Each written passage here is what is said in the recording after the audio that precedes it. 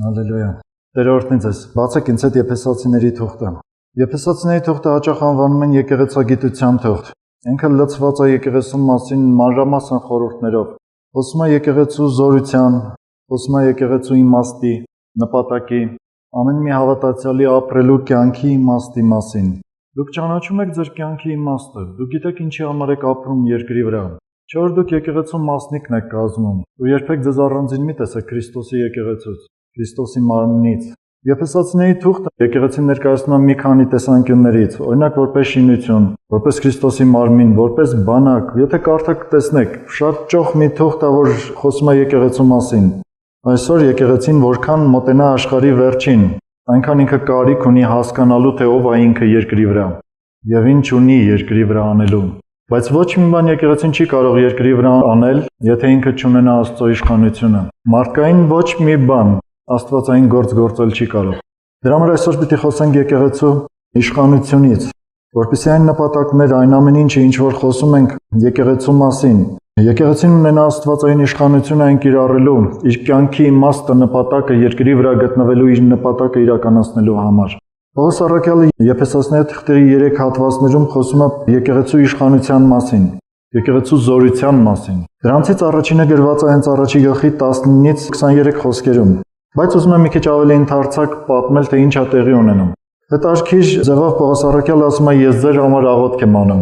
Ինքն էր հիմնել Եփեսացիների եկեղեցին, իր սրտում ցավ կար այդ եկեղեցու համար, անհանգստություն կար եկեղեցու ուժեղ աճելու համար, զորավոր լինելու երկրի վրա։ Ու դրա համար ինքը ասում է՝ ես ձեր համար աղոթք եմ անում։ Սա մի կարևոր աղոթք է, որ ցանկացած քրիստոնյա, ով որ սիրում է եկեղեցու համար աղոթել, կարող է կարդա ու սովորի, թե ինչպես պիտի աղոթել եկեղեցու համար, ինչեր պիտի խնդրել եկեղեցու համար։ Եվ կարդում ենք այսպես. չեմ դադարում ձեր համար գոհություն անելուց, իմ աղոթքներիս մեջ հիշելով, 16-րդ խոսքից եմ կարդում, որպեսզի մեր Տեր Հիսուս Քրիստոսի Աստվածը, Փառքի Հայրը, տա ձեզ իմաստության ու հայտնության հոգին իր գիտությունով, որպեսզի սրտերիդ աչքերը լուսավորվելով, մի պահ կանգ առնենք, ուրեմն աղոթք անում Պողոս առաքյալը ասում է,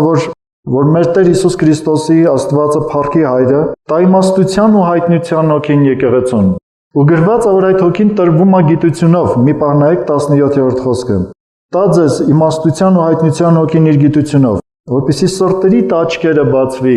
Այսօր շատ կարևոր մի խոսք է բոլոր քրիստոնյաների համար։ Երանի քրիստոնյաները կարողանան նայել իրենց հոգու, իրենց սրտի աչքերով, ոչ թե ֆիզիկական աչքերով, ու իրենք շատ ավելի տեսնողներ կլինեն, քան թե ֆիզիկական աչքով նայողները։ Որպեսզի սրտերիդ աչքերը լուսավորվելով գիտենաք, թե ինչ է նրա ձեզ կանչելու հույսը։ 3 բան է ասում, թե ինչի համար են պետք որ մարդու սրտի աչքերը բացվեն։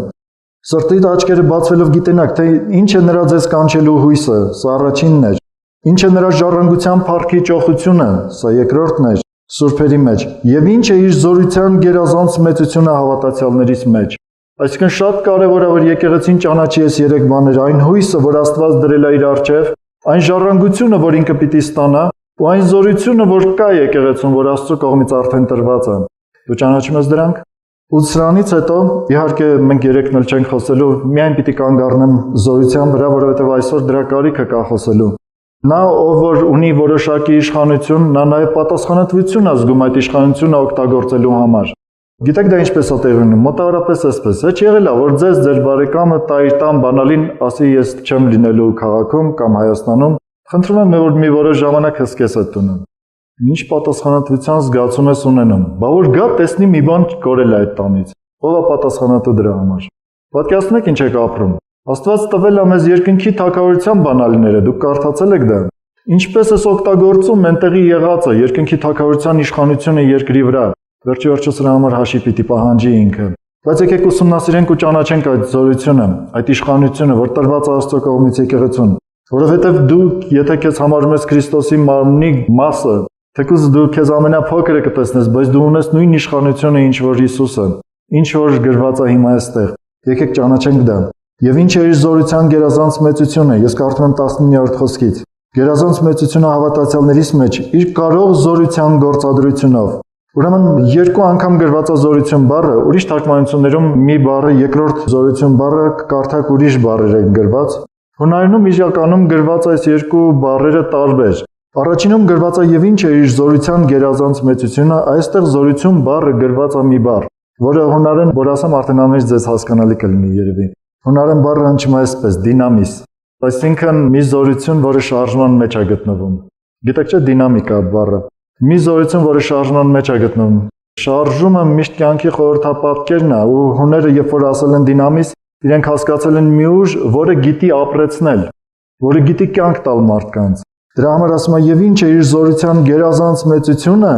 այդ զորության, որը ապրեցնել գիտի, որը կյանք տալ գիտի մեր հավատացյալներիս մեջ, իր կարող զորության գործադրությունով։ Այստեղ երկրորդ բառը իր կարող զորության գործադրությունով ուրիշ բառ է օգտագործում Պողոս առաքյալը, հունարեն նորից բառը, որը ուրիշ բառ է, հայերենում չունենք երկու զորություն բառը,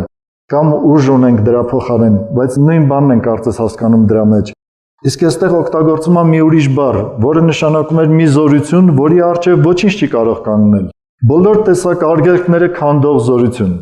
Այս է նշանակում երկրորդը։ Ուրեմն մի անգամ էլ կարդամ ու նայեք այդ տեսանկյունից։ Եվ ինչ է իր զորության գերազանց մեծությունը հավատացյալներիս մեջ, իր կարող զորության գործադրությունով, որ Քրիստոսի վրա ի գործ դրեց եւ նրան մեռելներից հարություն տվեց։ Շարունակությունը 20-րդ խոսքից մինչև 23-րդ խոսքը այդ կարող զորության գործադրության տարբեր բաժիններ է ցույց տալիս Պողոս առաքյալը, ու դրանցով ցույց է տալիս, թե ինչքան մեծ զորություն է։ Երբ որ օրինակ մենք ուզենանք մի մարդու բացատրենք, թե աստվածային զորությունը ինչքան մեծ է, ինչ կասեք։ Օրինակ ես իմ փորձից, իմ պրակտիկայում շատ եմ ասել, Աստված այնքան մեծ է, այնքան զորավոր, որ մի հատ խոսեց այս տիեզերքը առաջացավ, որ մի հատ հրամայեց կենդանիներ դուրս եկան հողից, կարդացել եք Ծննդոց առաջի գլուխը, ասեց հողը կենդանիներ տա, հողը տվեց կենդանիները, ինչքան զորություն կա սրա մեջ, ասեց լույս լինի, լույս եղավ, ինչ հրամայեց կատարվեց, ինչ զորություն է։ Պողոս առաքյալը չի խոսում դրա մասին, խոսում է մի ուրիշ բանի մասին, որ հասկանում ենք, որ այլ ավելի մեծ զորություն է պահանջվում դրա համար։ Տեսեք ինչ ա գրում, ասում է, որը Քրիստոսի վրա ի գործ դրեց եւ նրան մեռելներից հարություն տվեց ու նստեցրեց իր աջ կողմը երկնքի մեջ։ Երբևէ մտածել եք, որ սա ավելի մեծ զորություն է պահանջում, քան թե ուղղակի տիեզերք ստեղծելը, նյութ ստեղծելը, ոչինչից ինչ որ երևացող բան ստեղծելը։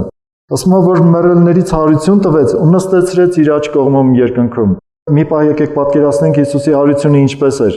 Հիսուսը դրված էր գերեզման ֆիզիկական մարմնի մահացած լինելով, մեռած էր չէ՞ այդ մարմինը, մեռած մարմինը դրված էր գերեզմանում։ Ու մեկ էլ Աստծո զորության մեջ ինքը հարություն է առնում։ Ինչ մի մեծ զորություն է գալիս նրա վրա, որ հարություն է առնում։ Երբևէ փորձել եք տեսնել գիտնականները ինչ ուսումնասիրություններ են արել մեր ֆիզիկական մարմնի հետ, ու ինչ տեսակ արդյունքների են իրենք հասել, այսինքն ինչեր են ուսումնասիրել։ Իրենք ոչ թե սարքել են մարմինը, այլ իրենք հայտնաբերել են, թե Աստված ինչեր է սարքել այս մարմնի մեջ։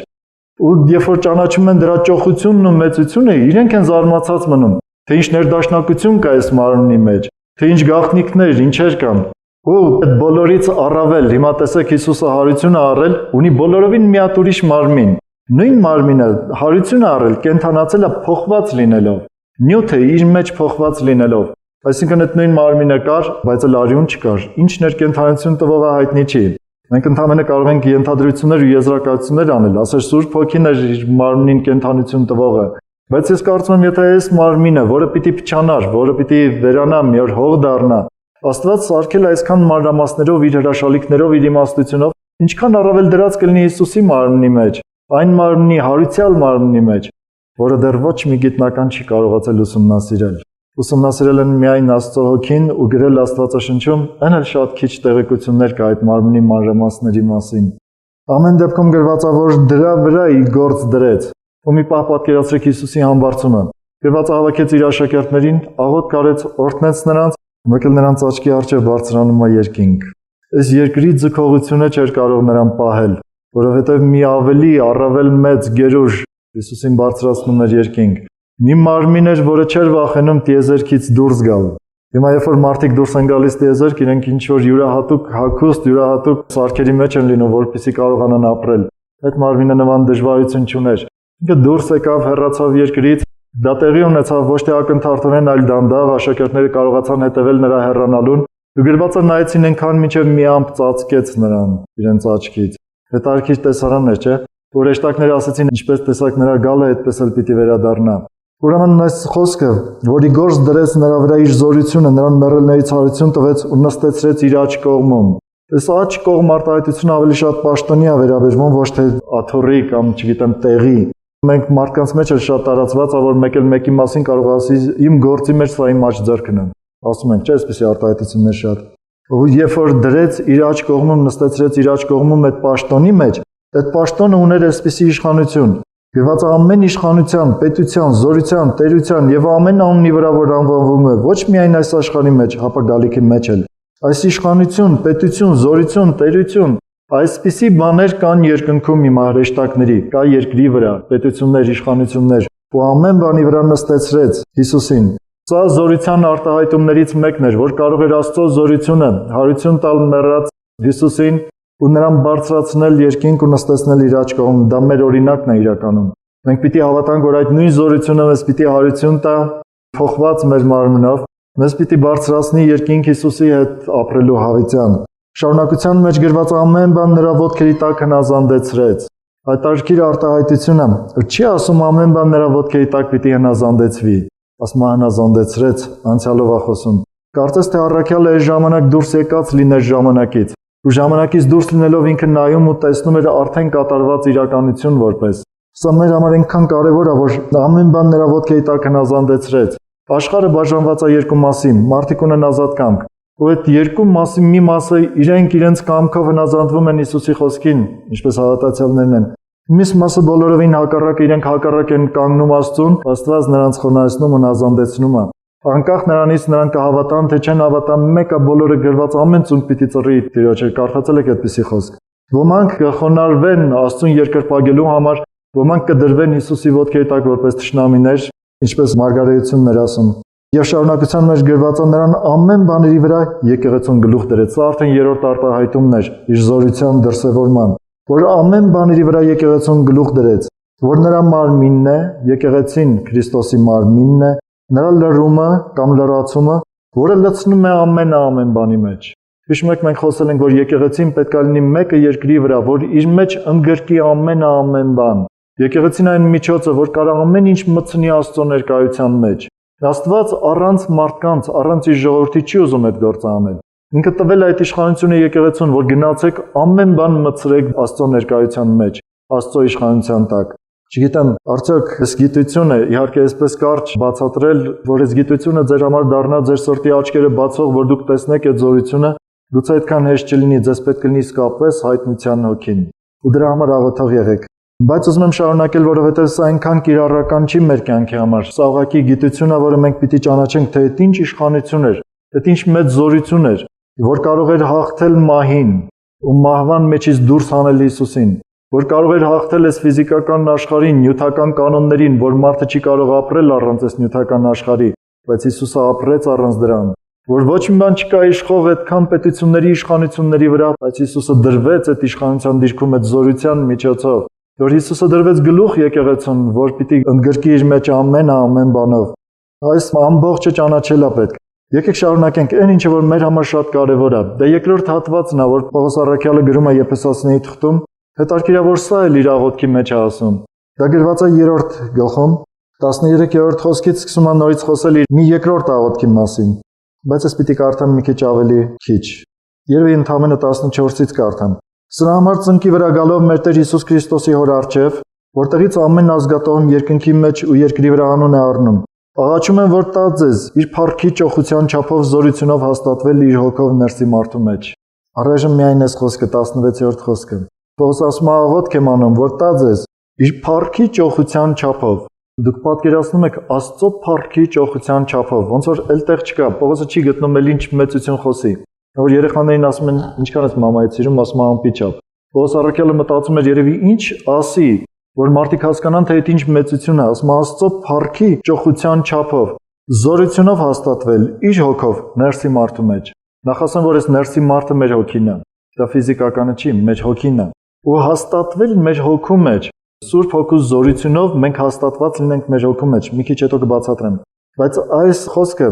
իր փառքի ճոխության չափով զորությունով հաստատվել։ Այս զորություն բառը նորից օգտագործած այն բառը, որը խոսում է, որ նրա առջև ոչ մի տեսակ արգելք չի կարող կանգնել։ Ինքը կհաղթի ու կհաղթի է զորությունը։ Բոլոր տեսակ արգելքները վերացնելով առաջ կգնա։ Այս զորություն բառն է օգտագործած։ Ու ասում է, որ այդ զորությունով, Աստծո հոգով, մարդը հաստատվի իր ներսի մարդու մեջ։ Սա մի ներքին բան է, որ մեր կյանքում պիտի տեղի ունենա։ Հալելույա։ Որպեսզի Քրիստոս հավատքով ձեր սրտերի մեջ բնակվի եւ դուք սիրով արմատացած ու հաստատված լինեք։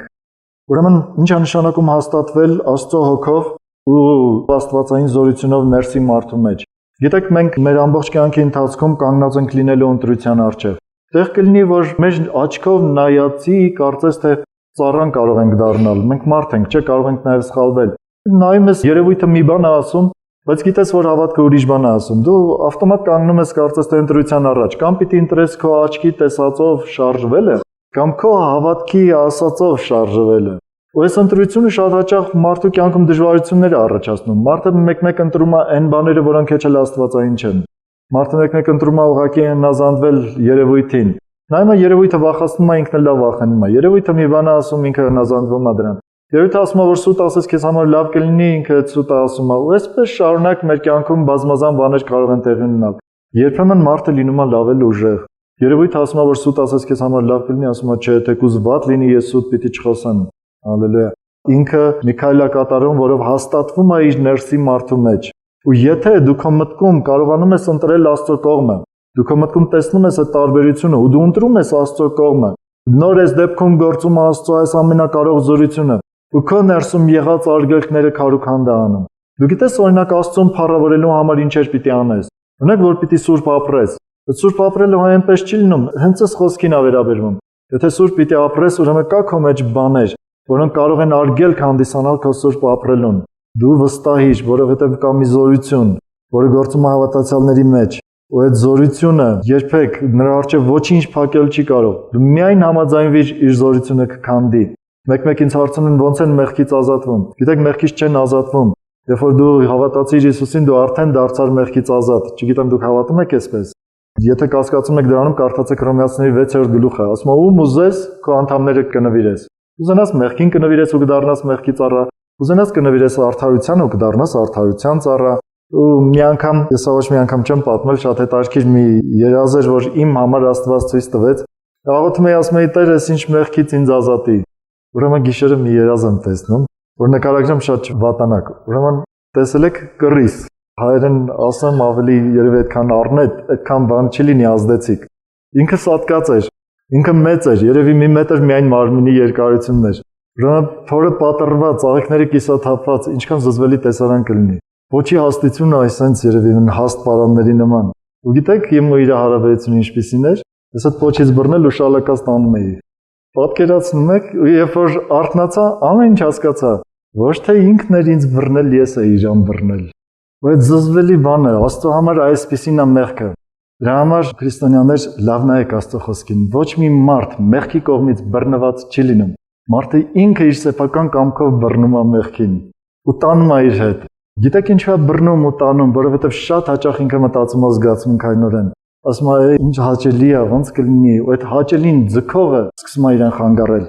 Եկեք մի անգամ էլ կարդամ։ Աղաչում եմ, որ տա ձեզ իր փառքի ճոխության չափով, զորությունով հաստատվել իր հոգով ներսի մարդու մեջ, որպեսզի Քրիստոսը հավատքով ձեր սրտերի մեջ բնակվի եւ դուք սիրով արմատացած ու հաստատված լինեք։ Գիտեմ, այս խոսքերը որ կարդաք, շատ հարցեր պիտի առաջանան ձեր մեջ, հետո որ քննարկեք, շատ հարցեր պիտի առաջանան։ Ճիշտն ասած, հետ չեմ ուզում, որ շատ մանրամասների մեջ մտնենք։ Միայն իմացեք, որ այն զորությունը, որ կա ձեր մեջ, դրա առջև ոչինչ փակել չի կարող։ Մարդիկ ինչու են շատ հաճախ սխալվում իրենց ընտրությունների մեջ։ Դրանց պատճառներից մեկը գիտության պակասն է, որ այդ հայտնության աչքերը ունենան ու կարողանան տեսնել իրենք ինչ տեսակ սխալի մեջ են գտնվում ու կարողանան ճանաչել ու իրենք հակառակվեն հենց իրենց մեջ եղող սխալին։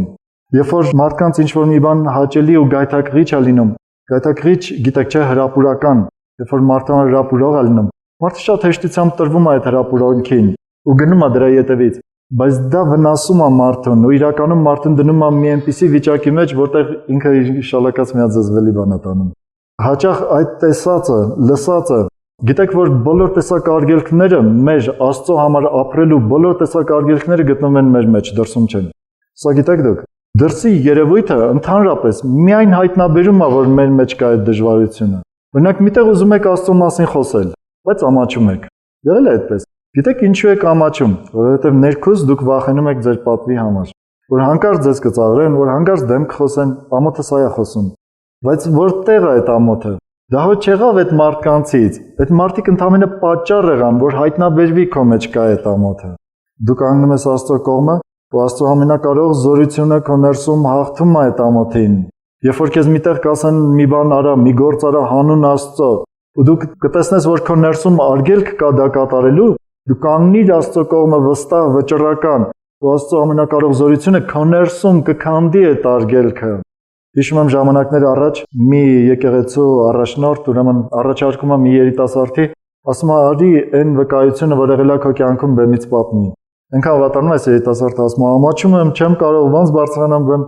Բռնեց ասում է ամաչում ես, որ Աստծուն փառավոր ես, որ Աստծո արած գործը պատմես, ամաչում ես սրանից։ Տեսեք, արգելք չկա ընդհանրապես արտաքին։ Կարծես բեմն է, մարդիկ են, ու այդ ժողովրդի հետ բոլորի հետ ինքը հարաբերվում է, բայց որ պիտի բոլորին պատմի, ինչ որ մի հատ ամոթ իրան խանգարում է,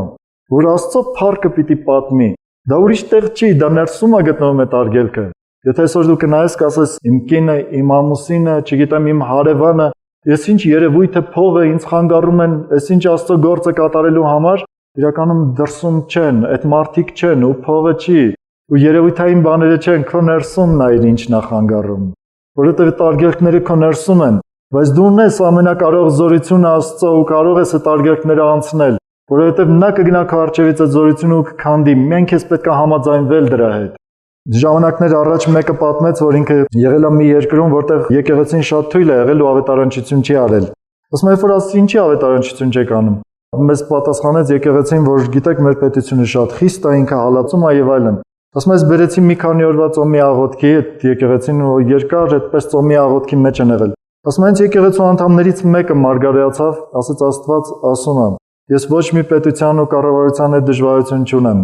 Իմ դժվարությունը դուք եք, որ չեք հնազանդվում իմ խոսքին։ Պատկերացնում եք Աստված ոչ մի պետության, կառավարության, ոչ մի բանի հետ դժվարություն չունի։ Ինքը ասել է քրիստոնյաներին, որ պետք է իր խոսքը տարածվի, ու այդ արգելքը գտնվում է արդեն քրիստոնյաների մեջ, որ իրենք վախենում են պետությունից։ Պետությունը չի արգելքը։ Նրա առաջացրած երևույթից մարդկանց ներքին վախն է արգելքը։ Հասկանում եք ինչ եմ նկարագրում։ Երբ որ առաքյալներին կանչեցին, հանդիմանեցին, ասացին մեկ էլ այդ անունով չսովորեցնեք։ Հանդիմանությունը շատ խիստ էր, սպառնալիք էր մահվան։ Առաքյալները գնացին եկեղեցին հավաքեցին, ինչ արեցին, հիշում եք։ Շաղոթեցին, ասեին ես կառավարությունը փոխի տեր։ Շաղոթեցին, ասեին մեզ ազատ ես հալածանքից, ասեցին մեզ զորություն տուր, որ համարձակ քո խոսքը խոսենք։ Անկախ նրանից այդ մարդիկ ինչ կլինեն, անկախ նրանից մեր հետ ինչպես կվարվեն, որ դա մեր մեջ արգելք չառաջացնի։ Դու ամեն ինչում հավատարիմ ես Աստծուն ու տեսնում ես, որ քո մեջ եղած արգելքները կարող են խանգարել, որ դու Աստծո փառքը ցույց տաս, կարող են խանգարել, որ դու Աստծուն ծառայես, որ դու ծառայես Աստծո նպատակներին ու քո կյանքի նպատակը իրականացնես։ Ուրեմն, որպեսզի Քրիստոս հավատքով ձեր սրտերի մեջ բնակվի եւ դուք սիրով արմատացած ու հաստատված լինեք, որպեսզի կարողանաք հասկանալ բոլոր սուրբերի հետ մեկտեղ, թե ինչ է լայնություն, երկարություն, խորություն ու բարձրություն, այսինքն ճանաչել Քրիստոսի սերը, որ գիտությունից գերազանց է, որպեսզի լցվեք Աստծո ամեն լրությունով։ Ոմանք կարդում են, ասում են, այստեղ ինքան մեծ գաղտնիք ու խորհուրդ կա։ Տեսնես ինչ է նշանակում լայնություն, երկարություն, խորություն, բարձրություն։ Բայց Պողոս առաքյալը շատ པարզ բացատրում ասում, այսինքն ճանաչել Քրիստոսի սերը, որ ամեն տեսակ գիտությունից գերազանց է։ Գիտեք, որ սերը հենված է գիտության վրա ու աճում է գիտության միջոցով, բայց իր արժեքը շատ ավելի մեծ է, քան թե գիտությունը։ Այս է խոսում։ Հետո ինչ որ այդ գիտությունը կունենաս, բայց դա ոչինչ չի գործի։ Դու սեր չես ունենա, որովհետև սերը գործ է անպայման։ Եթե դու գիտես, ունես այդ գիտությունը ու դա գործում ես, դա դառնում է սեր։ Ասում է, այսինքն ճանաչել Քրիստոսի սերը։ Իսկ եթե կնայեք այս խոսքերին, թե ինչ է լայնություն, Քրիստոսի սերը շատ ընդարձակ ու շատ լայն է, ինքը կարող է ընդգրկի բոլոր մարդկանց, անկախ սոցիալական վիճակից, անկախ մաշկի գույնից, ինքը սեր է, որ ընդգրկում է բոլոր մարդկանց։ Նրա երկարությունը, որովհետև ինքը շատ երկար է ու կարող հասնի աշխարհի բոլոր անկյունները, կարող է այստեղ ապրես Հայաստանում, բայց քո սիրտը կապված լինի աշխարհի բոլոր անկյուններում գտնվող քրիստոնյաների հետ։ Ես այս խոսքը շատ եմ հավանում, որ ասում եմ, որ թողնի հայր, մայր, քույր, եղբայր, արտեժ, հարյուրապատիկը պիտի առնի այս երկրի վրա։ Ու հարյուրապատիկ չէ, հազարապատիկ, միլիոնապատիկ, դուք արդեն ստացել եք այդ քույրեր, եղբայրներ, ամբողջ աշխարհով մեկ։ Ու թող այս տեսանկյունից ձեր սիրտը լցված լինի ու այնքան երկար լինի ձեր սերը, որ հասնի այդ բոլոր քրիստոնյաներին։ Թող Տիրոջ անունը փառավորվի։ Խորություն ու բարձրություն, սրանք այնքան պարզ են, որ ինչքան խորը կարա լինի քո սրտում Աստծո սերը, նաև ճանաչես Աստծո սրտում ինչքան խորն է այդ սերը, ու ինչքան բարձր է բոլոր տեսակ մեղքերից, որ ոչ մի մեղք չի կարող այդ սիրո ճանապարհը փակել, որ ինքնածածկում մեղքերին ու առաջացնում է ճիշտ հարաբերություններ, Բայց եկեք անցնենք առաջից, ավելի շատ ուզում եմ, որ դուք տեսնեք այդ զորությունը։ 20-րդ խոսքում ասում է արդ նրան, որ կարող է առատությամբ անել ամեն բաներից ավելի, որ մենք խնդրում ենք կամ խորհում ենք, այն զորությունով, որ մեր մեջ ներգործում է։ Այս այն զորությունով, այդ զորություն բառը նորից օգտագործած է հունարենային բառը, որը նշանակում է, որ իր առջև ոչ մի արգելք չի կարող կանգնել, որ ինքը քանդող մի մեծ զորություն է։ Տեսեք, ասում է կարող է առատությամբ անել ամեն բաներից ավելի, որ մենք խնդրում կամ խորհում ենք։ Երբևէ մտածել ես, որ դու կարող ես քո կյանքում քո ներքին մեղքերից որևէ մեկից չկարողանաս ազատվել։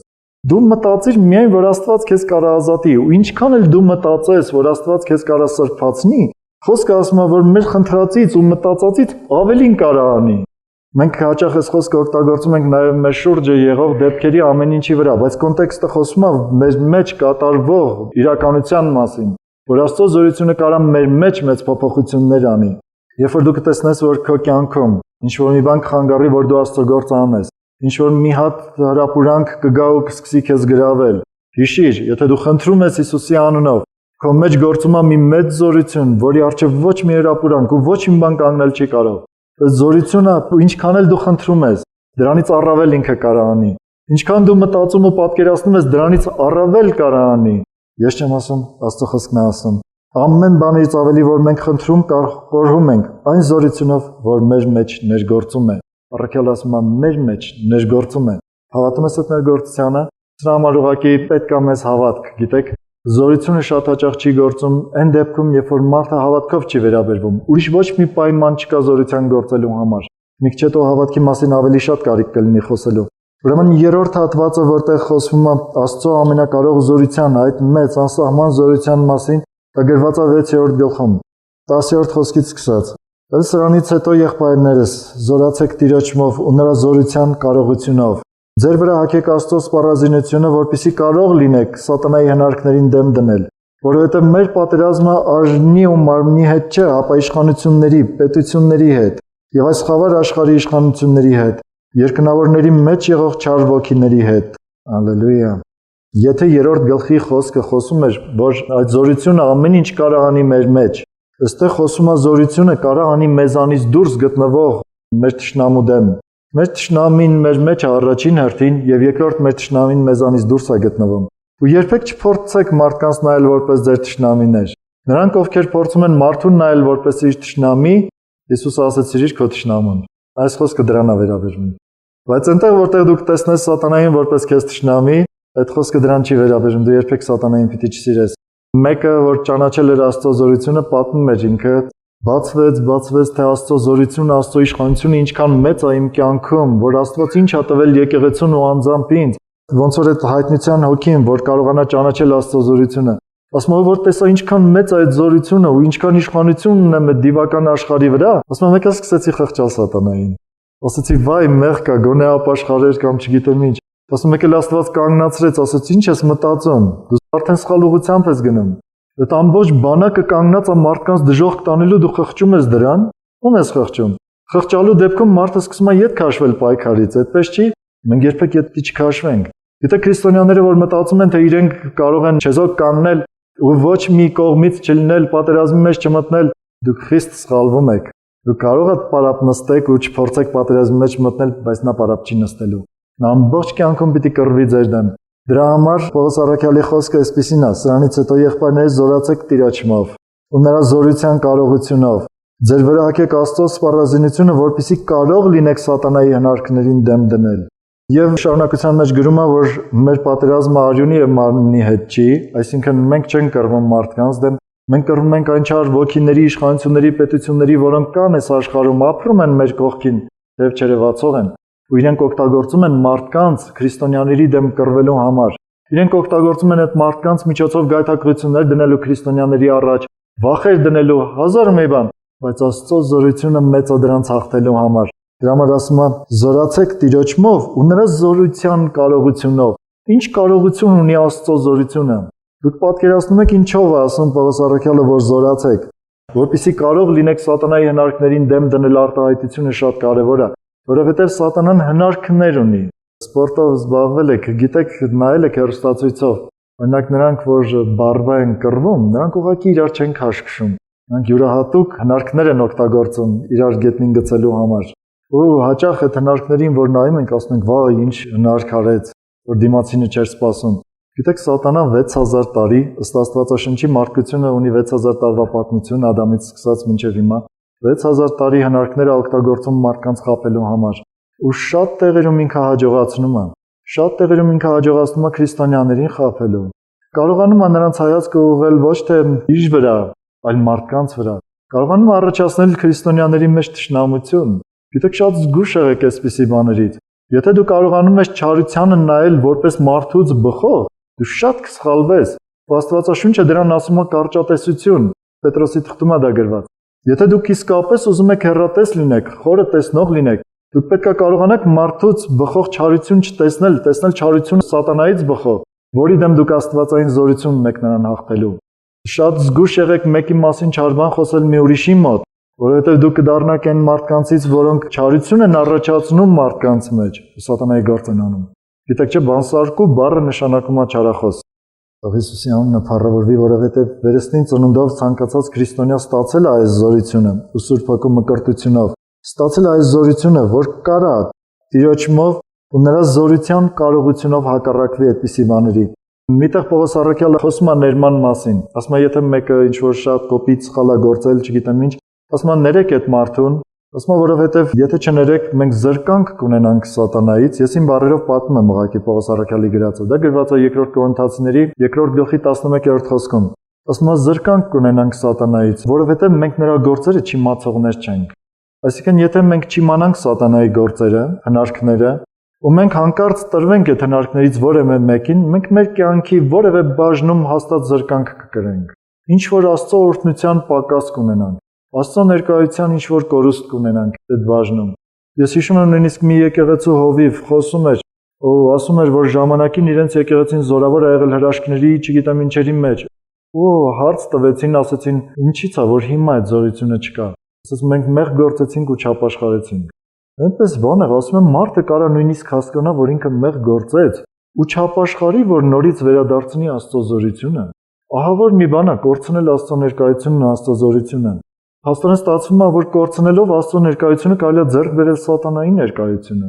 որովհետև չեզոք ու դատարկ հոգևոր մթնոլորտում չի լինում, այդպիսի բան գոյություն չունի։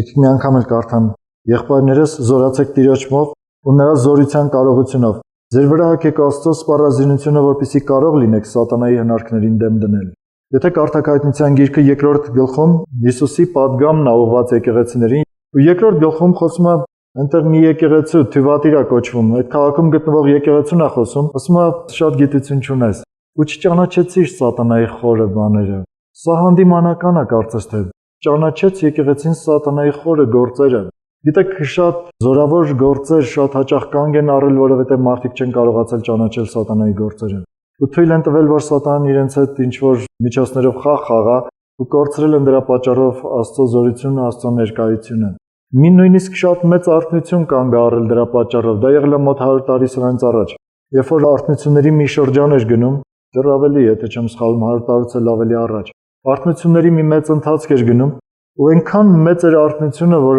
մի փոքրիկ քաղաքում պատմում են, որ ոստիկանությունը մնացել էր անգործ, որովհետև հանցագործները ապաշխարել էին։ Մինչև բանտերում Սուրբ Հոգին մտել էր ու մարդիկ զղջացել, ապաշխարել դարձել էին քրիստոնյաներ։ Հենց այդ ոստիկանները դարձել էին քրիստոնյան, մի այդպիսի մեծ արթնություն էր։ Այդ արթնությունը սկսվել էր մի փոքրիկ եկեղեցուց ու տարածվել էր ամբողջ քաղաքով մեկ։ Ու այդ եկեղեցու հովիվը թույլ էր տվել, որ մարդիկ հրաշքների ու զորությունների կողքին նաև կախարդության հրաշքներ ու զորություններ անեն։ Իրենք կողքից զգուշացրել էին, ասել էին, որ դրանք սատանայական են, մի արեք։ Ինքը չէր ընդունել այդ հանդիմանությունը, այսինքն ուղղակի չէր ճանաչել, որ դրանք սատանայական են։ Ու քանի որ չէր ճանաչել, ինքը այդպես էլ կորցրեց այդ արթնությունը շատ կարճ տևեց ու մարեց այդ կախարդությունների պատճառով, որովհետև կախարդներն էլ իրենց ներկայացրեցին որպես Աստծո ծառաներ։ Տեսեք, այստեղ խոսքը արդեն չի գնում մեր ներսի աշխարհի մասին։ Այստեղ խոսքը գնում է արդեն դրսի մասին։ 3-րդ գլխում մենք կարդացինք ու խոսեցինք, որ այդ զորությունը կարա գործի մեր մեջ եղած արգելքները քանդելու։ Այստեղ 6-րդ գլխում խոսում է, որ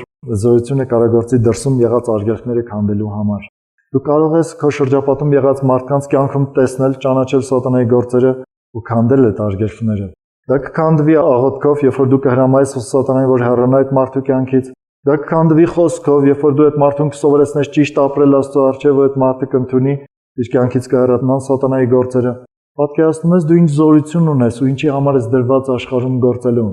Դու ինչպես կարող ես այդ զորությունը թաքցնել, տանել քո հարևանի բարեկամի կյանքում սատանային հեռացնելու նրա կյանքից։ Եթե այդ մարդուն ինչ-որ դժբախտություն է պատճառել սատանան, ինչ-որ մի նեղության մեջ է գցել, ինչու պահես այդ զորությունը, չէ՞ որ դու ունես լրիվ կարողությունը, որպեսզի նրան հեռացնես։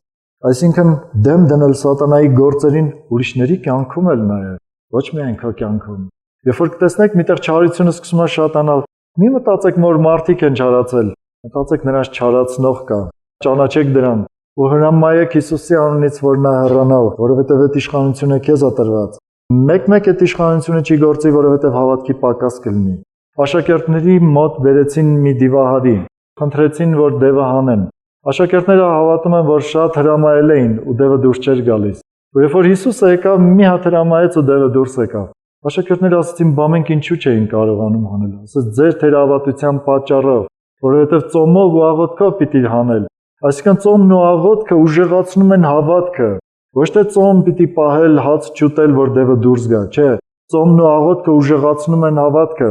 Մարդու սիրտը հենում են հավատքի վրա։ Այդտեղ է, որ բերանդ բացեցիր Հիսուսի անունով քեզ կհնազանդվեն դևերը։ Ու այդ ամբողջ իշխանությունը։ Դու գիտեք ինչ իշխանություն ունի քրիստոնյան, որ սատանան ավելի լավ է ճանաչում, քան քրիստոնյաները։ Սատանան ճանաչելով սարսափում է դրանից։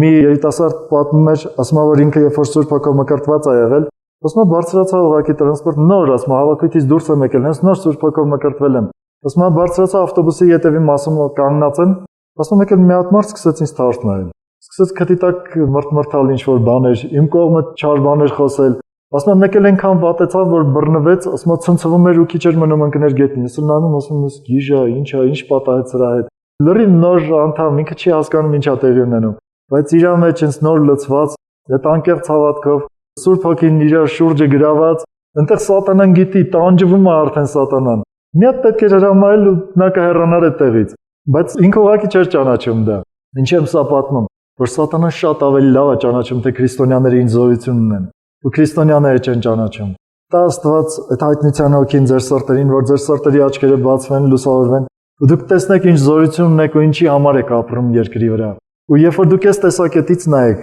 դուք այնքան կբարձրանաք այս երկրի են չնչին ոչինչ բաներից, այնքան բարձր կլինեք դուք այս երկրի են փողի մասին խոսակցություններից, այս աշխարհային, չգիտեմ, դատարկ այս հաճույքների ու ինչ տեսակ խոսակցություններից, այնքան կբարձրանաք այս աշխարհում ձեզ վիրավորած, չգիտեմ ինչերից, այս բոլոր բաները կմնան ցածր ձեր ոտքերի տակ, որովհետև դուք կտեսնեք Աստված ձեզ ինչ գործի համար է կանչել։ Ու Աստված ինչ է անում ձեր կյանքում, ու ինչ է ուզում, որ դուք անեք իր անվան ու իր փառքի համար։ Պատկերացնում եք ինչ եմ ասում, հասկանում եք ինչի մասին է խոսքը։ Հալելույա։ Ձեր հավատքի վրա աշխատեք, որովհետև հավատքի վրա կարող եք աշխատել խոսքով, կարող եք աշխատել աղոթքով եւ կարող եք աշխատել մի կարևոր բանով էլ՝ այդ հավատքը գործի դնելով։ Երբեք ոչ մի գործիք չի փայլում ու լավ չի զգում իրեն, երբ որ իրեն չեն գործադրում։ Առավել եւս հոգևոր գործիքներն ու հոգևոր զորությունները։ Ինչքան գործի դնեք, այնքան կտեսնեք դրա մեծանալը, այնքան կտեսնեք դրա ուժն ու զորությունը, ու այնքան դուք ինքներդ կվարժվեք այդ իշխանությունը կիրառելուն։ Այնքան հարցեր կան։ Ոչ մեկը չմտածի, թե այս բոլոր հարցերի պատասխանները ունեմ։ Չէ, չունեմ։ Այնքան իրադրություններ կան, որտեղ կարիք ունենք, ու մենք կախված ենք Աստծուց, որ Աստված տա հայտնության հոգին, որ մեր աչքերը բացվի ու մենք տեսնենք ինչ է կատարվում այդտեղ։ Թող Հիսուսի անունը փառավորվի։ Դու ունես կյանքի նպատակ, ուզում ես այդ նպատակը իրականացնել, ուզում ես իրականացնել ոչ թե ուղղակի ասելով դե ես կապրեմ, այլ Աստծո զորությունով, Աստծո անվան փառքի համար։ Ես քեզ կոչ եմ անում, երբեք չթուլանաս պայքարի ու պատերազմի մեջ։